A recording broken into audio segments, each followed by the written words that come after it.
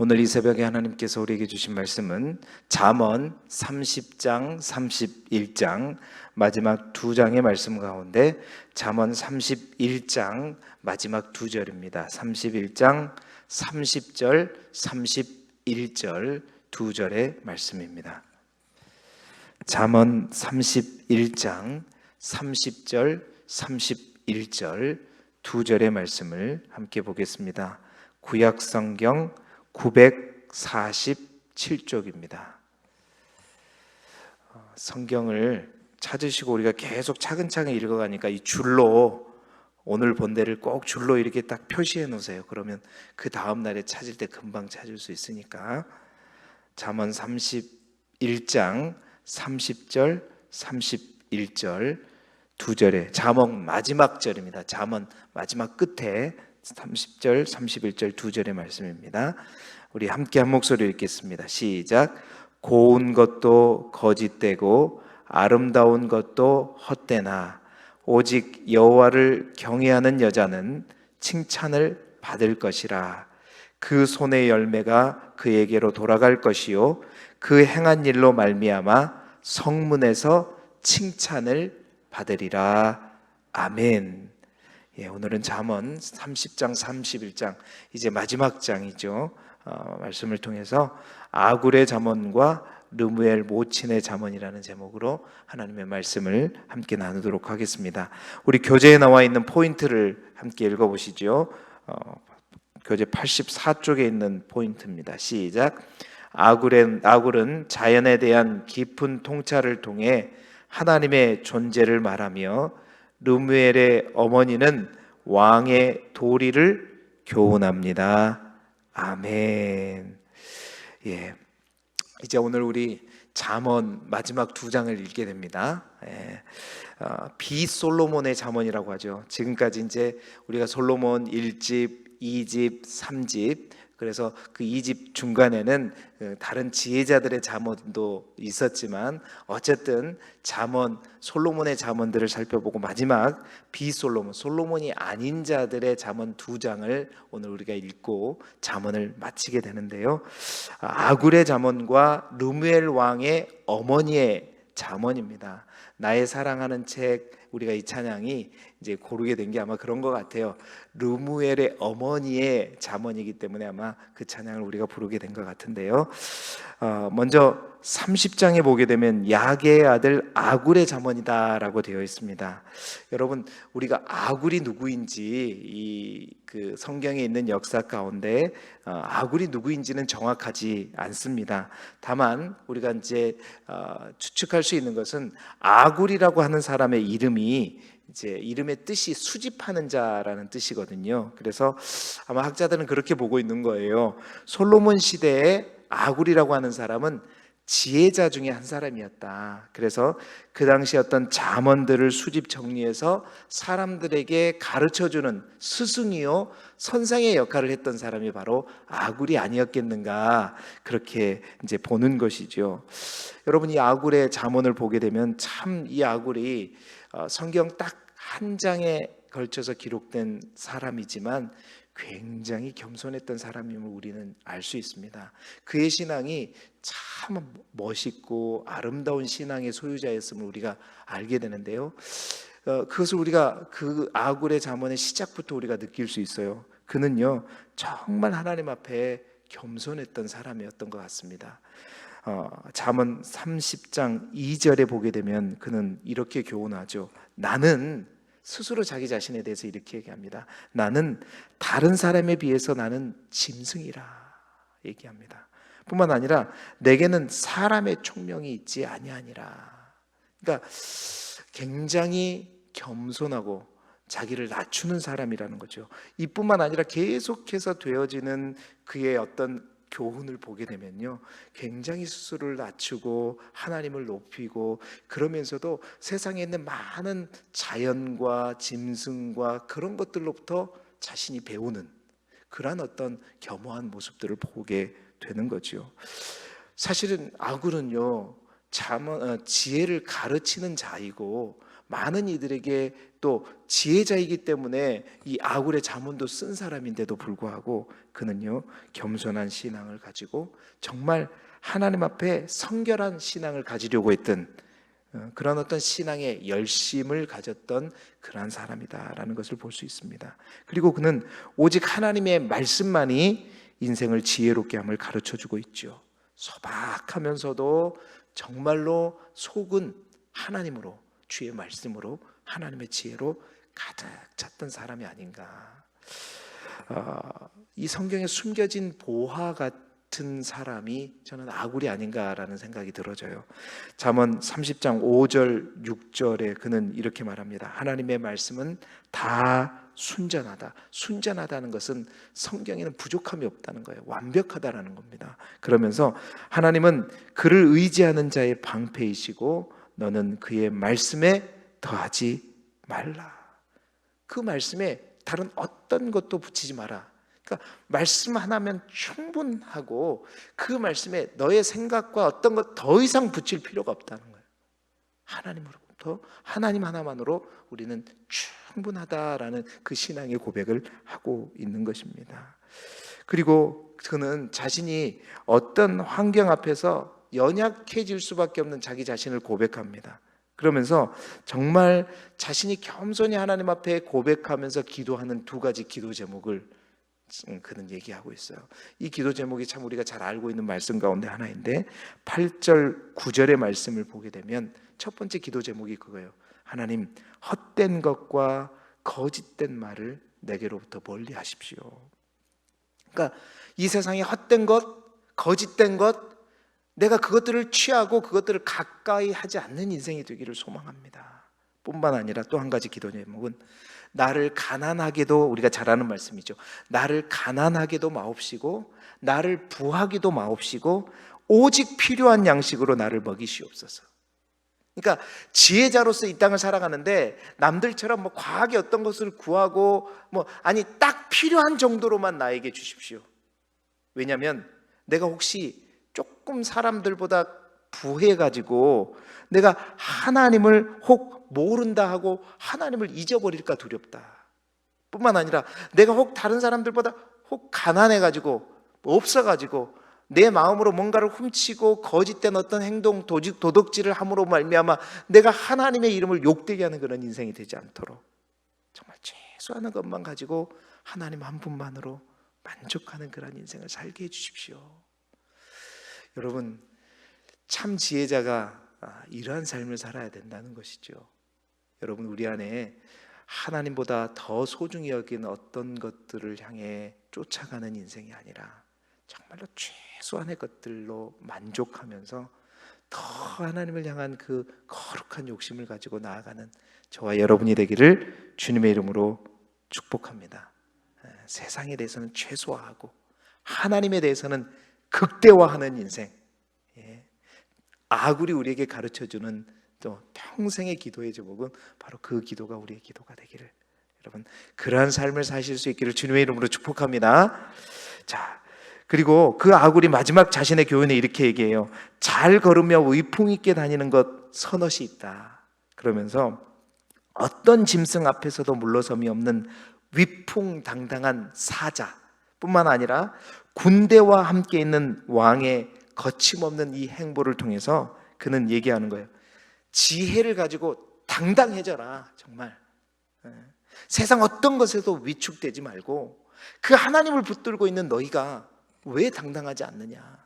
의기소침하지 말고 위축되지 말고 당당하게 매 순간 하나님 앞에 떳떳함으로 살아가는 지혜 있는 자의 삶은 당당할 수 있다. 하나님의 이름으로 그 하나님을 붙들고 오늘도 어떤 상황에서도 위축되지 말고 당당하게 살아라 라고 이제 얘기하면서 아굴의 잠언을 마치고 있죠. 여러분, 그 당당함이 저와 여러분에게도 있기를 축복합니다. 자, 그리고 31장에는 르무엘 왕의 어머니 잠언을 소개하고 있습니다. 여러분, 잠언의 대부분이 내 아들아, 아들들아 하는 아버지가 아들에게 주는 교훈이었다면, 이 잠언은 특별히 어머니의 교훈으로서 잠언에 있는 다른 어떤 교훈보다 특별함을 가지고 있죠.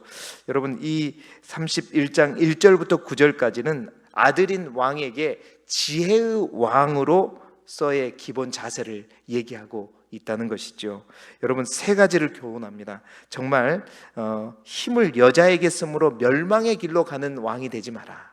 뿐만 아니라 술 취함으로 인해서 재판을 그릇되게 하는 왕이 되지 말라. 그러니까 술을 취해 가지고 왕으로서 해야 될 기본 임무를 저버리는 그러한 사람이 되지 말라. 뿐만 아니라 항상 사회적인 어떤 약자들을 보호하고 하나님의 공의를 세우는 그런 왕이 되어라. 이렇게 지혜의 왕으로서의 기본 자세에 대해서 1절부터 9절까지 이제 교훈하고요. 그리고 마지막 10절부터 31절까지가 뭐냐? 우리가 내용은 자세히 모르더라도 우리가 잠언하면 생각나는 여인, 어떤 여인이죠? 현숙한 여인. 현숙한 여인. 예, 이 현숙한 여인의 노래로 잠언을 마무리하고 있습니다. 여러분, 사실 이 부분이 르무엘의 어머니, 그 어머니의 잠언이냐 아닌 다른 잠언이냐, 전문가들에서 의견이 분분합니다. 사실은 이 잠언, 마지막 이 현숙한 여인의 노래가 쓰여진 잠언의 형식도요, 새로운 형식이에요. 여러분, 혹시 답관체라고 들어보셨나요? 답관체, 아크로스틱이라고 하는 형식인데, 여러분, 우리가 그 한글에도 기역, 니은, 디귿, 리을 이게 있잖아요. 히브리어도 자음이 총 22개로 되어 있단 말입니다. 그 22개로 되어 있는 첫 글자, 기역이면 기역으로 시작해가지고 뭔가 시를 지었고, 그러니까 우리 삼행시처럼 뭔가 이 내용을 쉽게 기억하고 잊어버리지 않고 부를 수 있도록 하기 위해서 가장 많이 쓰는 이제 시의 형식이 뭐냐면 바로 이 아크로스틱입니다. 답관체 형식이거든요. 이 마지막 그러니까 22절로 되어 있어요. 여러분 보시게 되면 22절로 되어 있어 가지고 답관체 형식으로 되어 있어서 이 노래를 잠언의 어떤 노래보다도 항상 기억하라, 그런 의미로 쓰여졌다는 거거든요. 그런 의미로 볼 때 또한 이 현숙한 여인이 그 당시의 여인의 위상으로 볼 때 사실 그러한 여인들이 남성에 비해서 여성들이 이러한 일들을 하기는 어려운 거거든요. 그래서 단순히 이 마지막 현숙한 여인의 노래가 우리 인생에 지혜로운 여자를 찾아라, 그래서 너희들이 지혜로운 여성이 되어라, 그러한 여성을 아내로 삼아라 라는 어떤 그런 의미를 넘어서, 제가 처음에도 서두에도 말씀드렸지만 여러분, 그 지혜를 잠언서 1장, 8장, 9장에 보게 되면 의인화시켰잖아요. 여성으로. 그래서 지혜가 우리를 초청한다, 사람처럼 의인화시켰던 것처럼 그 의인화시킨 여성의 절정입니다. 그러니까 현숙한 여인을 구하라는 어떤 뜻의 잠언이 아니라 그것보다 더 깊은 의미는 바로 지혜를 현숙한 여인으로 의인화해서 마지막으로 참된 지혜가 무엇인가, 참된 지혜가 가치가 어떠한가, 그 참된 지혜는 어떠한 특성을 가지고 있는가, 참된 지혜의 결과가 어떠한가를 말해주고 있는 거예요. 자, 그 참된 지혜의 첫 번째 참된 지혜가, 이제 마지막 마무리하면서 참된 지혜가 어떤 것을 가지고 있는가, 그 참된 지혜의 가치에 대해서 먼저 말하고 있는데, 첫 번째는 참된 지혜는 최고의 가치를 가지고 있다라고 이 잠언에서 얘기하고 있는 겁니다. 31장 10절에 보면 누가 현숙한 여인을 찾아 얻겠느냐, 그렇죠? 그의 값은 진주보다 더하니라 라고 되어 있죠. 여러분, 우리가 인생에서 오늘 이 현숙한 여인에 관한 말대로 이러한 여인을 여러분 읽어보시면 여러분이 그러한 여인인가? 아무도 이 교훈 앞에 내가 이런 여인을 하면 당당 멀었네, 정말 이렇듯이 현숙한 여인을 이 땅에서 찾는 것이라고는 정말 어렵죠. 이 말은 현숙한 여인이 이꼴 참된 지혜라고 본다면 이러한 지혜를 우리가 소유하기를 어렵다, 아무도 이런 지혜를 소유하지 못한다라는 그런 뜻에서 얘기하는 것이 아니라 이 현숙한 여인의 가치를 말하고 있는 거란 말입니다. 가치. 이 세상에 이토록 아름다운 현숙한 여인을 정말로 찾아보기가 힘든 것처럼 지혜라고 하는 것의 가치가 정말로 값지다. 그러니까 세상에 어떤 진주 하나 그런 거하고 비교할 수 없는 가치가 있는 것이 참된 지혜라. 그러니까 현숙한 여인을 내가 소유하고 아내로 맞는 것처럼 참된 지혜를 내가 신앙생활하면서 가질 수 있다는 것은 정말 이 세상에 누구도 소유할 수 없는 것을 가진 것이다. 사랑하는 성도 여러분, 정말 우리가 신앙생활을 하면서 그 하나님이 우리에게 선물로 주시는 이 지혜를 소유하지 못하고 그저 형식적인 신앙생활을 하는 것이 아니라 정말 여호와를 경외하는 그 참 지혜를 소유하는 저와 여러분이 되기를 소망합니다. 진짜로요. 그 하나님 없던 인생이 하나님을 소유함으로 우리의 인생이 달라지는 것처럼 이 현숙한 여인을 만난 이 남편은 그 여인을 믿고 그 여인과 함께 살면서 가난을 모르게 되고 11절, 12절에 그 얘기하고 있는 거예요. 그 아내로 말미암아 인생이 정말 달라지는 것처럼 우리가 하나님을 믿되 하나님을 경외함으로 말미암아 그 하나님이 주시는 참 지혜를 우리가 얻고 누리고 그 지혜로운 삶으로 말미암아 정말 우리의 인생이 달라지고 정말 삶이 달라지는 그러한 행복을 누리라는 거예요. 우리가 지금까지 봤던 잠언에 지속적으로 반복했던 게 그겁니다. 잠언 3장 14절에 지혜를 얻는 것이 뭐예요? 은을 얻는 것보다 낫고 지혜를 얻는 것이 어떠한 정금보다 나으니라 말했고, 또한 잠언 3장 15절에 지혜는 진주보다 귀하고 내가 사모하는 모든 것으로도 이와 비교할 수 없느니라 말씀했어요. 이러한 내용들이 계속해서 두세 번 반복되었거든요. 그렇습니다. 마지막으로 이 잠언을 통해서 저는 여러분에게 선포합니다. 정말 우리가 신앙생활하면서 정말 이미 우리에게 하나님께서 주어진 이 하나님을 경외하는 삶, 그 하나님이 얼마나 우리에게 소중한 가치인가를 정말 깨달으시길 바라고, 정말로 그 참다운 지혜를 누리면서 살아가는 저와 여러분이 되시기를 주님의 이름으로 축복합니다. 두 번째로, 참된 지혜는 이론이 아니라 실제다라는 것을 이 현숙한 여인의 노래를 통해서 가르쳐주고 있어요. 13절부터 27절까지는 이 현숙한 여인이 어떠한 일을 하는가라는 것을 보여주고 있죠. 여러분, 정말 이 현숙한 여인은 보세요. 읽어보시게 되면 온종일 쉬지 않아요. 그리고 어떤 남자 부럽지 않아요. 일당 몇이라 그러죠? 100. 일당 100이에요. 일당 100. 현숙한 여인은 첫 번째로 게으르지 않는다고 얘기합니다. 부지런히 손으로 일하고 먼 데까지 가서 양식을 가져온대요. 여기에 양식이 없으면 저 먼 데까지 가가지고 양식을 가져오고, 밤이 새기 전에 일어나서 많은 종들에게 일을 맡기고, 또 밭을 스스로 살피고 자기의 손으로 벌고, 밤에도 그녀는 등불이 꺼지지 않는다. 여러분, 이러한 여인과 살고 있죠.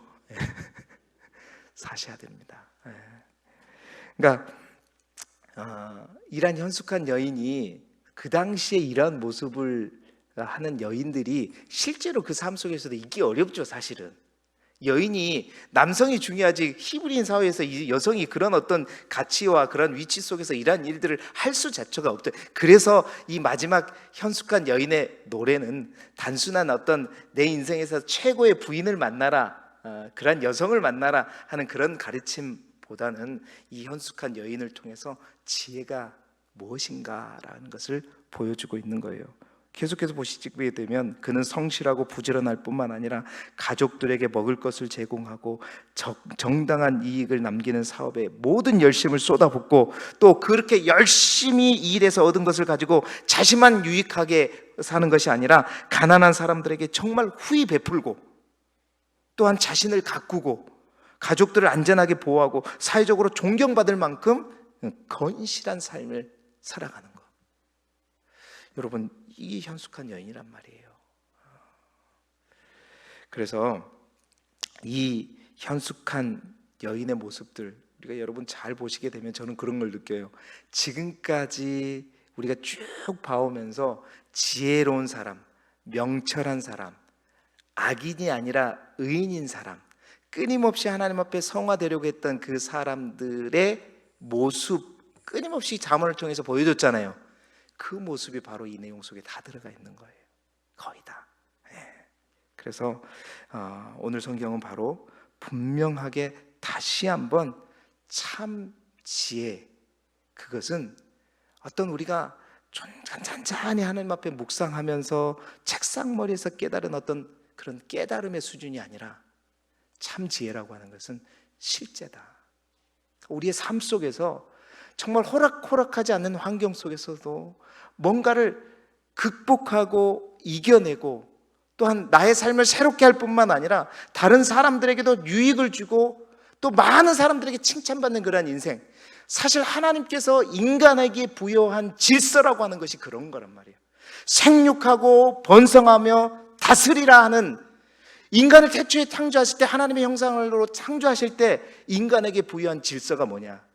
바로 인간은 세상에 눌리고 세상으로 찌그러들고 세상 속에서 아픔을 겪고 세상 속에서 고통당하는 이 자화상이 인간의 자화상이 아니라, 인간은 이 현숙한 여인이 보인 모습처럼 세상을 다스리고 나 자신만을 위한 것이 아니라 하나님이 주신 은혜와 복을 가지고 많은 이들에게 흘려보내면서 위풍당당하게 살아가는, 여러분, 그래서 참다운 지혜는요, 조금은 버겁고 힘든 문제일지라도 극복해 나가면서 많은 공고한 사람들, 주위에 있는 가까이 있는 많은 사람들에게 유익을 만들어주는 그러한 삶이다. 여러분, 그렇습니다. 우리가 하나님을 경외함으로 참 지혜를 얻게 되면 우리의 인생이 편해지는 것이 아니라 우리의 인생이 유익해지는 것이고, 또한 우리의 인생의 참 의미를 깨닫게 되는 것이고, 우리 인생의 참 목적을 찾아가는, 이루어가는 인생이 된다는 것입니다. 그러니까 지혜라고 하는 것은 단순한 지식이 아니고 연구에서 배우는 깨달음이 아니라 삶으로 보여주고 구현하는, 그게 참다운 지혜이다. 지금까지 잠언의 가르침이 그거였잖아요. 바로 현숙한 여인이 하는 일을 통해서 두 번째로 그걸 얘기하고, 참된 지혜는 지식이 아니라 이론이 아니라 실제이고 삶이다라는 것을 보여주고 있는 거예요. 마지막 세 번째로 참된 지혜는 축복입니다. 참된 지혜는 축복이라는 거예요. 28절부터 31절에, 여러분 30절에 보게 되면 현숙한 여인은 곱고 아름다운 여인이기 때문이 아니라 여호와를 경외하는 여인이기에 칭찬을 받게 될 거다라고 얘기하는 거예요. 참된 지혜는, 여러분, 우리 결국 잠언 1장 7절에 그랬잖아요. 잠언의 프롤로그. 학자들은 이 마지막 현숙한 여인의 노래를 잠언 전체의 에필로그라고 얘기합니다. 우리가 내용을 딱 보면 알듯이 그 처음에도 1장 7절에 여호와를 경외하는 것이 지식과 지혜의 근본이라고 하면서 서론에 시작했듯이 마지막 부분에 다시 한번 여호와를 경외하는 것이 칭찬이다 말하고 있는 거예요. 여호와를 하나님을 경외하는 삶, 하나님을 두려워하고 또한 하나님을 사랑하며 하나님을 존중하는 삶, 그러한 사람, 그러한 지혜로운 사람은 하나님께서 그의 인생을 책임져 주신다라고 얘기하고 있습니다. 현숙한 여인은 그래서 하나님이 그의 인생을 설계하시고 경영하시기에 그의 인생의 결과가 어떠하냐? 29절에 보니까 가장 가까이에 있는 자식들과 남편들, 그 남편들이 어떻게 얘기하냐면 덕행 있는 여자가 많으나 그대는 모든 여자보다 뛰어나다. 내 주위에 있는, 내 가까이에 있는 수많은 사람들로부터 정말 당신과 같은 사람이 없다.